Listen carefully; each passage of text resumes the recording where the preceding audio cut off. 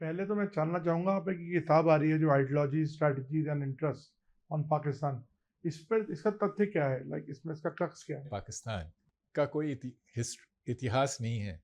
ये सिर्फ एक भौगोलिक इकाई है और ये एक विचारधारा की बेसिस पे बनी, जिसको उर्दू में पाकिस्तानी कहते हैं, नज़रियाए पाकिस्तान। और ये नज़रिया किसका था? सर सैयद अहमद, इकबाल और जिन्ना। ख़ास तौर से सर सैयद अहमद और इकबाल। सर सैयद अहमद ने 1888 में मेरठ की एक स्पीच में कहा कि हिंदू और मुसलमान दो अलग कौमें हैं, और अगर अंग्रेज़ चले गए तो जब तक एक कौम दूसरे कौम को हरा के और उसका सिर नीचा नहीं कर देगी, तब तक यहाँ कोई शांति नहीं होगी। तो उस समय तो मुस्लिम लीग नहीं थी, मुस्लिम लीग उसके 25 साल बाद बनी। टू नेशन थ्योरी का ये पहला स्टेटमेंट था। और उसके बाद इकबाल साहब आए, उन्होंने कहा 1930 की अपनी इलाहाबाद की स्पीच में कि इस्लाम में धर्म और राज्य में कोई अंतर नहीं होता। और दूसरा, उन्होंने एक बड़ी अजीब चीज़ की कही, उन्होंने नेशनलिज्म का विरोध किया। उन्होंने कहा कि नेशन स्टेट्स के बनने से मुस्लिम उम्मा वीक हो जाएगी। उन्होंने यूरोप का उदाहरण दिया, जहाँ रिफॉर्मेशन से रिलीजन की पावर कम हो गई थी। वो नहीं चाहते था कि इस्लाम के साथ हो। अगर आपको उस समय के बैकग्राउंड में देखें तो बड़ी अजीब चीज़ थी, क्योंकि नेशनलिज्म की तो पूरी वेव स्वीप कर रही थी एशिया और मिडल ईस्ट में। और उस समय एक एशियन इंडियन का है कि नेशनलिज्म अच्छी चीज़ नहीं है।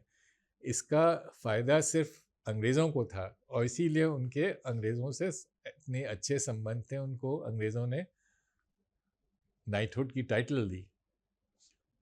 तो अभी मुनीर की अगर हम स्टेटमेंट देखें तो उससे काफ़ी मिलती जुलती है इस तरह के ख्याल से। साहब, मुनीर का स्टेटमेंट जो इकबाल की विचारधारा थी, उसी की परिणति है।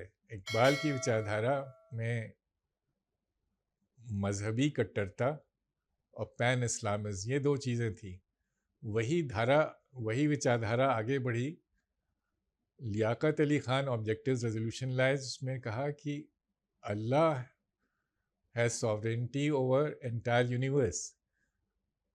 Now, this goes against the principle of parliamentary sovereignty, because in a democracy, people are sovereign, parliament is sovereign, not the divine. So, divine sovereignty goes against the principle of parliamentary sovereignty. उसका तीसरा चरण था general जिया। Quetta military staff college की text book में कहा गया है, वो ब्रिगेडियर एस एम मलिक ने लिखी थी।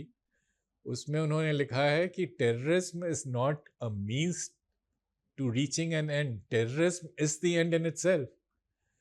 और उस किताब का जो इंट्रोडक्शन है, उसमें जनरल जिया साहब ने खुद लिखा है कि ये बड़ी अच्छी किताब है। इसमें तो तो टेररिज्म को एक तरह से पाकिस्तानी स्टेट सपोर्ट कर रही है। जिया ने लिखा उस इंट्रोडक्शन में कि एक मुस्लिम सिपाही जो एक मुस्लिम आर्मी में लड़ रहा है इस्लामिक स्टेट के लिए, वो तब तक प्रोफेशनल नहीं हो जाएगा जब वो पूरा इस्लाम का को ओढ़ ना ले।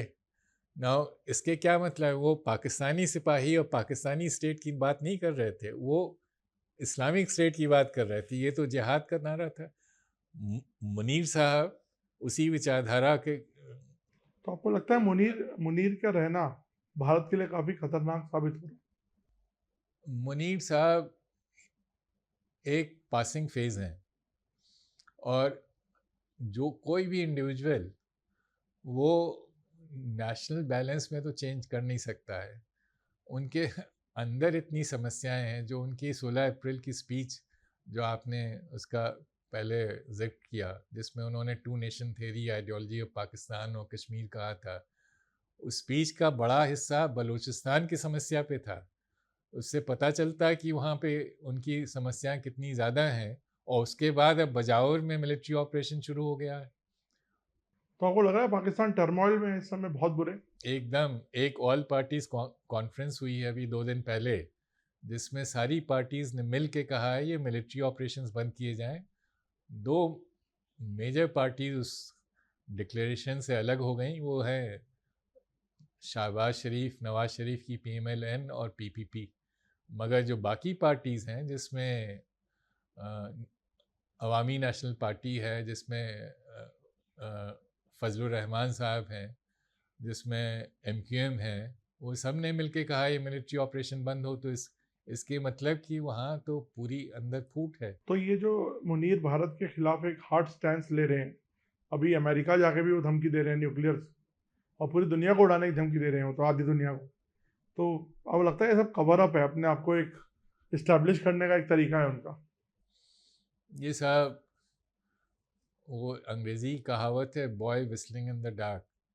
तो वो एक बिखरते हुए समाज और एक टूटते हुए राज्य में जो सेनाध्यक्ष वो जो भी बात कह ले कि वो आसमान गिरा देगा, उसके कोई माने नहीं होते। लेकिन हमें तैयार रहना चाहिए कि वो जिस व्यक्ति का मानसिक संतुलन इतना बिगड़ गया है कि वो कह रहा है कि हम खुद जाएंगे, अपने साथ आधी दुनिया को लेते जाएंगे, वो सिर्फ हिंदुस्तान को नहीं धमकी दे रहा है, तो वो क्या कर दे। बट वो तो आजकल बहुत करीब है अमेरिका के। मेरे ख्याल से अमेरिका का फैक्टर ज़्यादा हमें ओवरप्ले नहीं करना चाहिए, क्योंकि ट्रम्प साहब जैसा जाना जाता है ट्रांजैक्शनल प्रेसिडेंट हैं, तो वो तो सौदेबाजी है, और सौदेबाजी है कि उनको ईरान के ख़िलाफ़ पाकिस्तान की ज़रूरत है, क्योंकि पाकिस्तान एक पड़ोसी मुल्क है ईरान का। तो क्या ज़रूरत क्या है, क्या आपको लगता है डील हुई? देखिए, 13 जून को इज़राइल ने ईरान पे अटैक किया, 15 जून को मुनीर साहब को वाइट हाउस में खाना खिलाया गया, और उसी दिन पाकिस्तान ने अनाउंस किया कि जो बॉर्डर पोस्ट हैं ईरान और पाकिस्तान के बीच में 5 बॉर्डर पोस्ट क्लोज कर दी। तो ये तो ईरान की पीठ में छुरा भोंकने की बात है। सन 65 की लड़ाई में जब हिंदुस्तान से लड़ाई हुई थी, पाकिस्तानी एयरफोर्स को ईरान ने शान शरण दी थी। जब ईरान पे ख़तरा आया तो इन्होंने दरवाज़ा बंद कर दिया। अब उनके तो वो समस्या भी गई नहीं है। लेकिन ये तो कहते हैं कि वहाँ पे रेयर अर्थ है, ऑयल है, अमेरिका ने बोला कि अब उनके साथ हम ऑयल निकालेंगे वहाँ से। देखिए, पाकिस्तान अपने ऑयल का 85% प्रतिशत मात्रा इंपोर्ट करता है। तो अगर उनके पास इतना ऑयल है तो क्यों उनको इंपोर्ट करने की ज़रूरत है। और रेयर अर्थ वो एक कॉपर की माइन है जिसके बारे में वो बलूचिस्तान में है, वो 25 साल से बात हो रही, वहाँ इतनी अशांति है। तो ये तो साहब कहने की बात है। और अगर अमेरिकन्स बलूचिस्तान पहुँच गए तो क्या बैलेंस होगा चाइनीज़ के साथ, वो भी ग्वादर में बैठे हुए। और अभी अमेरिकन स्टेट डिपार्टमेंट ने बलूच लिबरेशन आर्मी को टेररिस्ट की लिस्ट में डाल दिया है। तो मेरे ख्याल से अमेरिकन्स कभी ऐसा कदम उठाएंगे ही नहीं, ये तो कहने की बातें हैं। तो अब यहाँ की जियो स्ट्रेटेजिक जो कंडीशंस हैं, जो पोजीशनिंग है, वो तो चेंज हुई है कुछ after this tariff thing. Pakistan पर टैरिफ नहीं लगाए गए, मुनीर को वहाँ बुलाया गया, फिर इधर चाइना भी उनका दोस्त है। भारत के लिए तो कहीं ना कहीं कैलकुलेशंस बिगड़ी हैं। देखिए, चाइना ज़रूर उनका दोस्त है और उनका सबसे बड़ा महाजन रहा है, लेकिन पिछले 3 बरस में अगर आप IMF की रिपोर्ट्स देखें, जो चाइनीज़ क्रेडिट और एड पाकिस्तान को आ रही थी, अब वो नाम मात्र को रह गई है, क्योंकि चाइना अपना पैसा डुबाना नहीं चाहता। उनका जियोपॉलिटिकल इंटरेस्ट अभी भी पाकिस्तान में है। अब देखने की बात है कि अगर पाकिस्तान सच में टर्न कर रहा है अमेरिका की तरफ, तो उसकी जो चाइना से इक्वेशन है उस पर क्या असर पड़ता है, और उसके जो ईरान से संबंध है उस पर क्या प्रभाव पड़ता है। सर, आखिर में आपसे पूछूंगा, आपने पाकिस्तान में सर्व किया है, कुछ ऐसे वाक़यात आपके साथ हुए उसके बारे में आप बताएंगे? आपको अब आपके ऊपर बंदूक तान दी गई, ऐसा सुना, और आपको वहाँ से भागना पड़ा। साहब, मैं भागा नहीं। नहीं, मतलब उस स्पॉट से आपको निकलना पड़ा। साहब, मैं ये जो वाकया हुआ है, मैं उस समय कौंसल था इंडियन कौंसलेट में, जून 92 में हुआ है। इसकी पृष्ठभूमि थी कि 27 मई को operation clean up Pakistan army ने मुहाजिर्स के ख़िलाफ़ लॉन्च किया। ये पहला मिलिट्री ऑपरेशन था जो मुहाजिर्स के ख़िलाफ़ हुआ है, और ये भाग्य की विडंबना है मुहाजिरों के लिए कि उन्होंने पाकिस्तान बनाया, 40 साल बाद उन्हीं के ख़िलाफ़ मिलिट्री ऑपरेशन हो रहा था। अब मैं आगे ज़्यादा क्या कहूँ, उसी पृष्ठभूमि में ये मुझ पे अटैक हुआ। 9 जून को पहला, और उसके बाद 16 जून को, और मेरे ऊपर 3 बंदूकें थीं, एक कनपट्टी पे थी, 2 गाड़ी के सामने, मेरी पत्नी और बच्चे पीछे थे 9 जून को, और 16 जून में मैं अकेला था। इसके घटना के बाद भी मैं वहाँ रहा। 6 महीने बाद बाबरी मस्जिद हो गई, उसके 2 दिन बाद उन्होंने, उस समय तक मैं डिप्टी कौंसल जनरल हो गया था, कौंसल जनरल का घर जला दिया।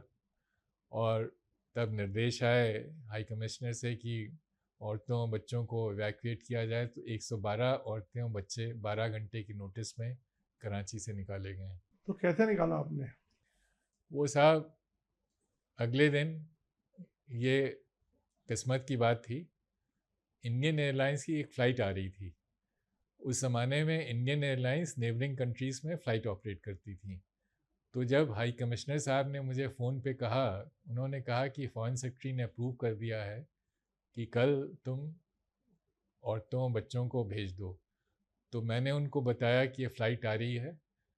उन्होंने कहा वो जो जॉइंट सेक्रेटरी मिनिस्ट्री में है उनको कहेंगे मुझसे बात करें। जॉइंट सेक्रेटरी का फ़ोन आया, मैंने उनको बताया, तो उन्होंने कहा कि वो एक डायरेक्ट फ़्लाइट अरेंज करेंगे दिल्ली के लिए। मैंने कहा अगर है तो बड़ी अच्छी बात है, लेकिन आप हमें बता दीजिए, क्योंकि मुझे स्टाफ को बताना होगा, उनको अपने परिवारों को बताना होगा कि कहाँ उनको लेने आए।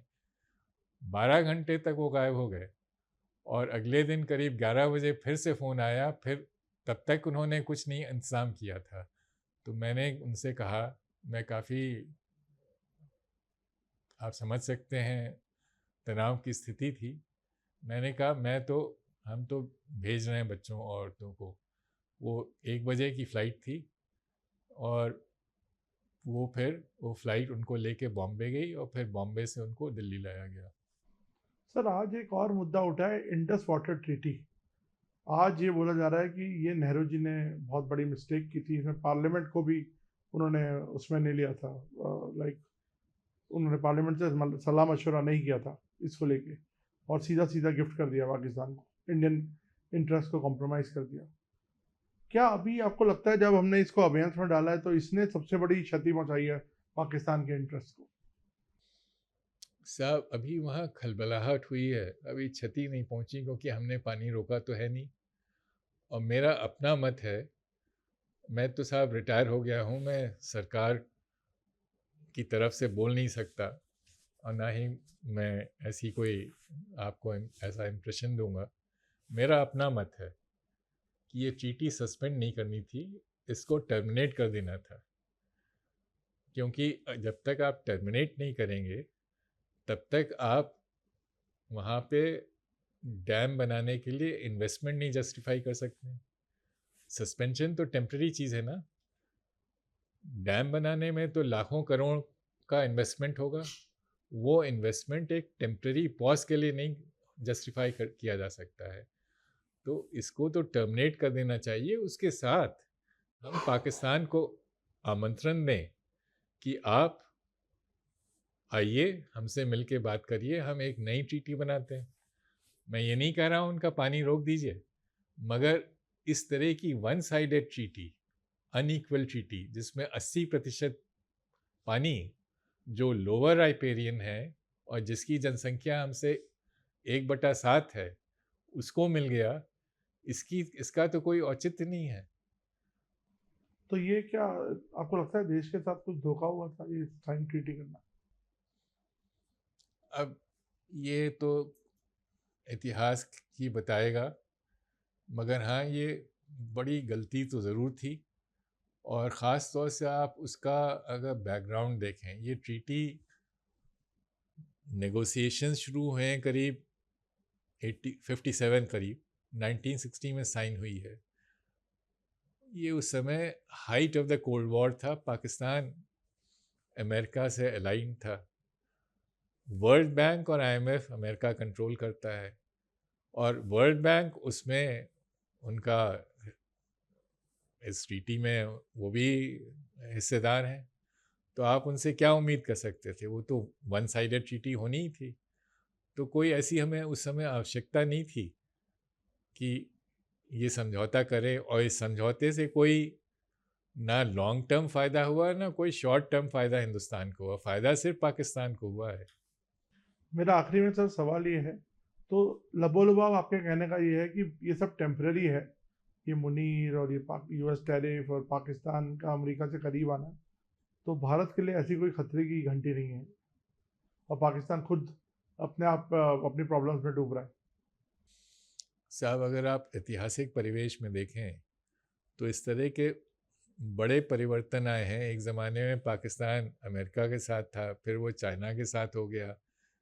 9/11 के बाद फिर वो अमेरिका के साथ हो गया, और अमेरिका के साथ होने के बावजूद उन्होंने अमेरिकन हितों को नुकसान पहुंचाया अफ़गानिस्तान में, और अमेरिका को बड़े ही ह्यूमिलिएटिंग सर्कमस्टांसेस में काबुल से विड्रॉ करना पड़ा।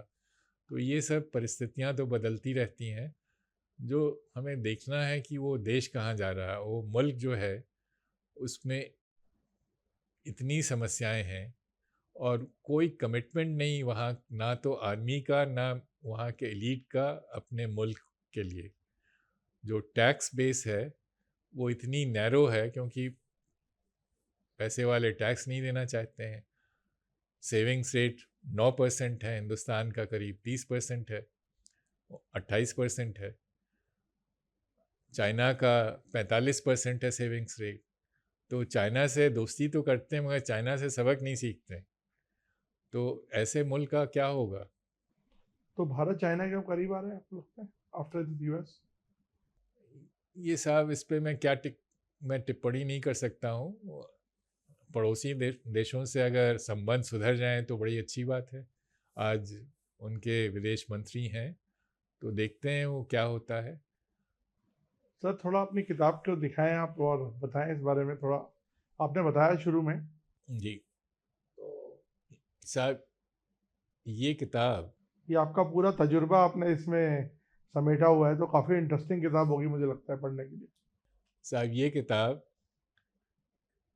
डिप्लोमेटिक रिलेशंस का इतिहास नहीं है, ना ही किसी पाकिस्तानी रूलर का इतिहास है। ये जो नज़रियाए पाकिस्तान कहते हैं, जो विचारधारा, उससे पाकिस्तान के अंदर और बाहर की राजनीति में क्या असर आया है वो इसमें जिक्र किया है, और उसका आर्मी पे क्या असर आया है। और मैं आपको एक छोटी सी चीज़ बताता हूँ, मगर बड़ी महत्वपूर्ण है। आर्मी के टेक्स्ट मिलिट्री स्टाफ कॉलेज की टेक्स्ट बुक में लिखा है कि आतंकवाद किसी मंजिल के पहुंचने का साधन नहीं है, आतंकवाद ही मंजिल है। और और ये मिलिट्री की बुक में लिखा है? ये वहाँ मिलिट्री स्टाफ कॉलेज, और लिखा था, ये किताब लिखी है ब्रिगेडियर एस एम मलिक ने, और उस किताब का इंट्रोडक्शन लिखा था जनरल ज़िया साहब ने। उन्होंने लिखा ये तो बड़ी अच्छी किताब है। उन्होंने लिखा कि एक मुसलमान सिपाही मुस्लिम आर्मी में इस्लामिक स्टेट के लिए अगर लड़ेगा, तब तक वो प्रोफेशनल नहीं हो सकता जब तक वो मज़हब के रंग में अपने को ना डुबो ले। तो ये तो साहब जिहाद की बात है, वो पाकिस्तानी सिपाही की और पाकिस्तानी सीमाओं की नहीं बात कर रहे हैं, वो मुस्लिम स्टेट की बात कर रहे हैं, इस्लामिक स्टेट की बात कर रहे हैं। और आप वही विचारधारा आसिम मुनीर के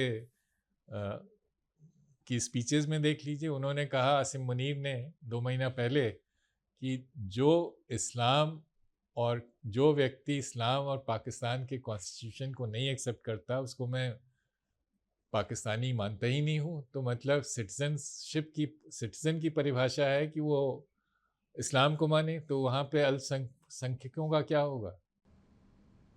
धन्यवाद सर। धन्यवाद।